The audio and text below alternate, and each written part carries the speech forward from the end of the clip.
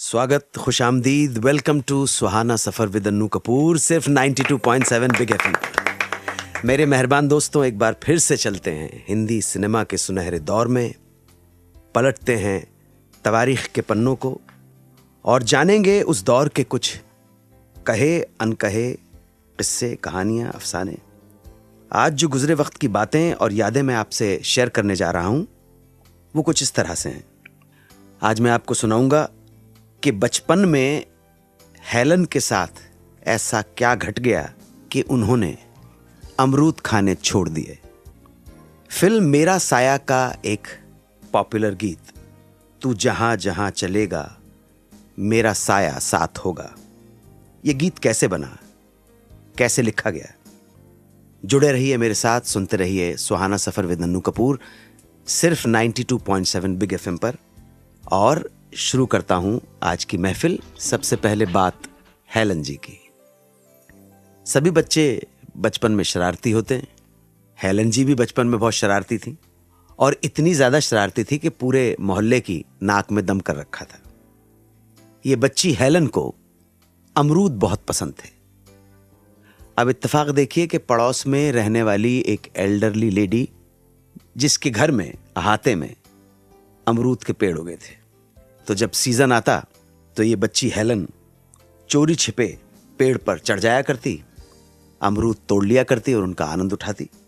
कई बार पकड़ी भी गई, डांट भी खाई। एक बार स्कूल से लौटते समय आदत से मजबूर हेलन अमरूद के पेड़ पर चढ़कर अमरूद तोड़ने लगी।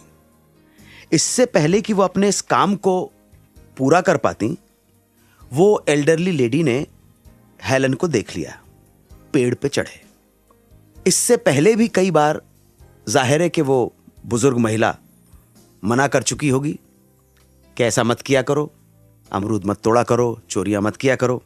लेकिन जाहिर है कि बच्ची हेलन मानी नहीं होगी, तो एक बार फिर पेड़ पर देखकर हेलन को उस बुजुर्ग महिला का पारा बहुत चढ़ गया और उसने उसी वक्त डिसाइड किया कि वो अब इस बच्ची को एक लेसन सिखा के दम लेगी। इस कारण से खुंदक में उसने ये बच्ची हेलन के पीछे कुत्ते छोड़ दिए।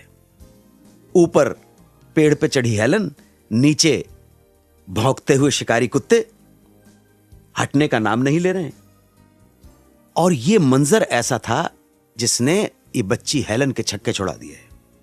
हेलन बहुत जोर से रोने लगी, चिल्लाने लगी, हाथ जोड़ने लगी उस एल्डरली लेडी से कि प्लीज कुत्तों को वापस बुला लो। मगर इस बुजुर्ग महिला का गुस्सा उस दिन सातवें आसमान पर था। वो किसी भी तरह से मानने को तैयार नहीं हो रही थी।